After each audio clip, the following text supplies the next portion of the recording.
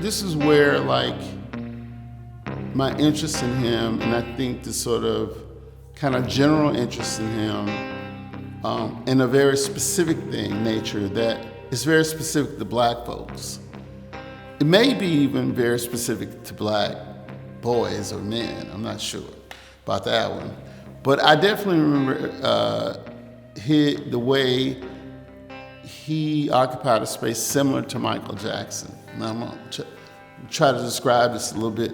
Like Michael Jackson is the first young black person I knew who was in the public arena, like outside of sports, in the public arena in the way that he was. I mean, like 7 years old, Michael Jackson's 2-3 years older than me and Basquiat, because, you know, we're 2 weeks apart. I'm November 30th, 1960. He's December, first 2 weeks of 1960. So we're roughly almost the same age. So we saw a lot of the same things, cartoons, television commercials. Like I'm always struck, like even in the last show at Various Burgundian, I think it was at Various Burgundian, where he has the paintings with the Ideal logo. Like, you know, that's so specific. Ideal was a toy company. It was the alternate toy. Like Mattel was the biggest toy company, and the other toy company was Ideal. And whereas Mattel had Hot Wheels, Ideal had Johnny Lightning. It's like the NBA versus the ABA, the roller derby versus the roller game. Now, this probably doesn't mean anything to anybody else. It's very specific to people who turned teenagers in the early 70s, right? You know? So in 73, I was 12. He was 12, right? Okay.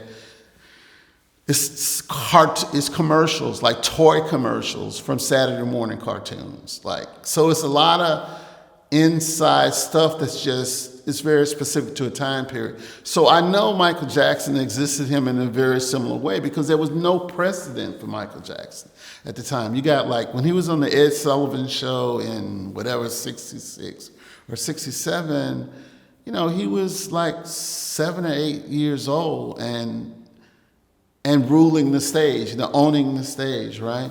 So there was a way in which not just black boys, but the black community tracked Michael Jackson's arc.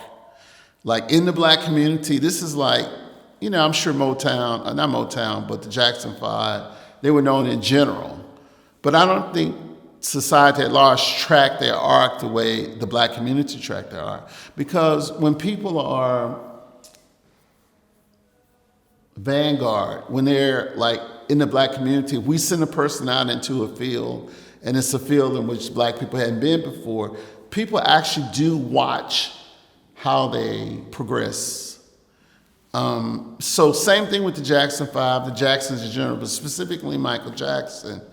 Like I remember like in the early 70s when Michael Jackson was, you know, about to go through puberty and stuff like that, there was a whole bunch of discussion in the black community about was his voice gonna change? People were like, you know, like if there was social media, it would have been like a stock market, like tracking it day to day. Is Michael Jackson's voice gonna crack? Because that was the whole game for the Jacksons. Michael Jackson was the game for the Jacksons. I could say a lot more about that, but I want to say it. But what I'm trying to say is like, Jean-Michel was very similar to that. Later, because he's not a preteen, but like he's 19, 20 when he first pops on the scene. So paying attention to his art wasn't just paying attention to Jean-Michel Basquiat, the person. It was paying attention to a person who really was like on the bleeding edge of what might be possible for black people in general. Like, was it just gonna be, he's an exception, like an exception to the general rule that black people aren't allowed to even have careers in the art world? There were a lot of genius black artists around, but none of them were in the mainstream art world at all. So there was really no precedent. I mean, in the same way people would track Jackie Robinson in the Major League Baseball. It was very similar to that, you know? But Jackie Robinson, like say for example, at least, I mean, obviously that happened a little earlier, like I think maybe in the 40s or something like that. But, you Jackie Robinson was a man in a way, and you didn't quite. Look, I don't know. I have to ask my dad and how did they feel about Jackie Robinson. But this was a person who was exactly your age, in an essentially segregated environment, apartheid environment, who's moving through the space in the way a person who wasn't black could move. So even like early on, there was this weird parallel between the Jackson 5 and the Osmond brothers. I don't know, this might be some geeky shit that nobody knows, but there was the Jackson 5, they were a black family making music, and then they came out with like a kind of white equivalent, the Osmond brothers, right? And then Donny Osmond was the lead singer, the same thing.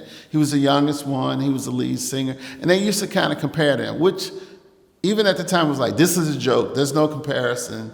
I mean, the Osmonds were talented, but nobody would confuse the Osmonds with Michael Jackson, who is the greatest entertainer of all time. I think at this point, I don't know about the greatest artist or anything like that, but the greatest entertainer, unparalleled, right?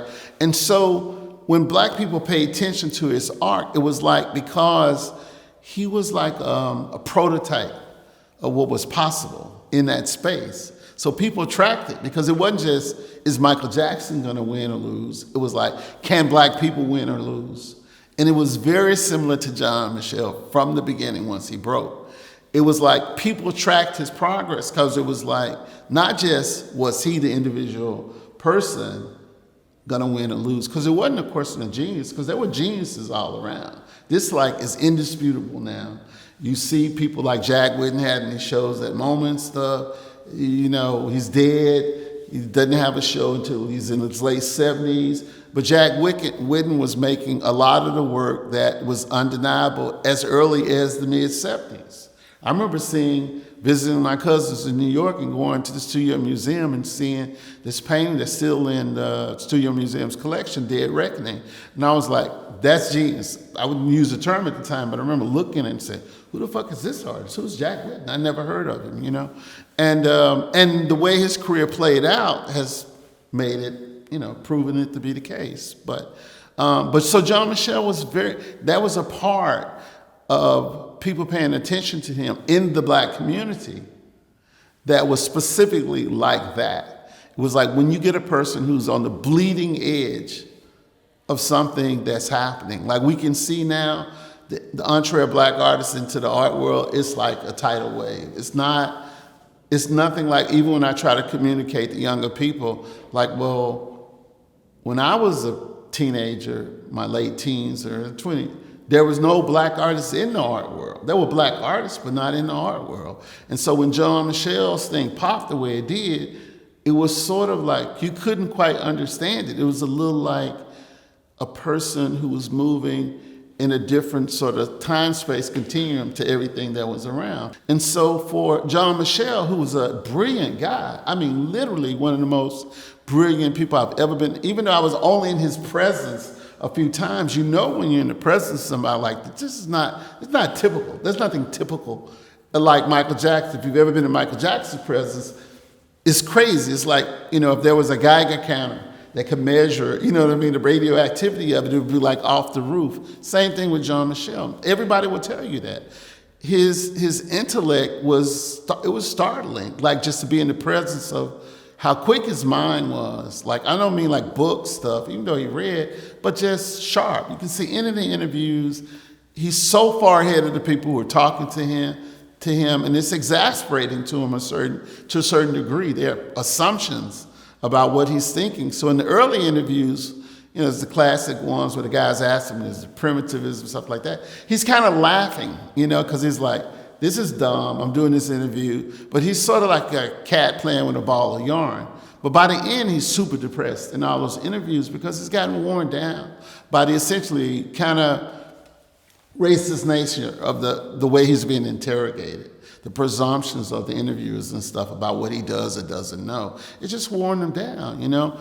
And that process of being worn down is what I'm talking about when you have like a Hendrix or a Basquiat or anybody who's in that space, and nobody who looks like them has never been in that space.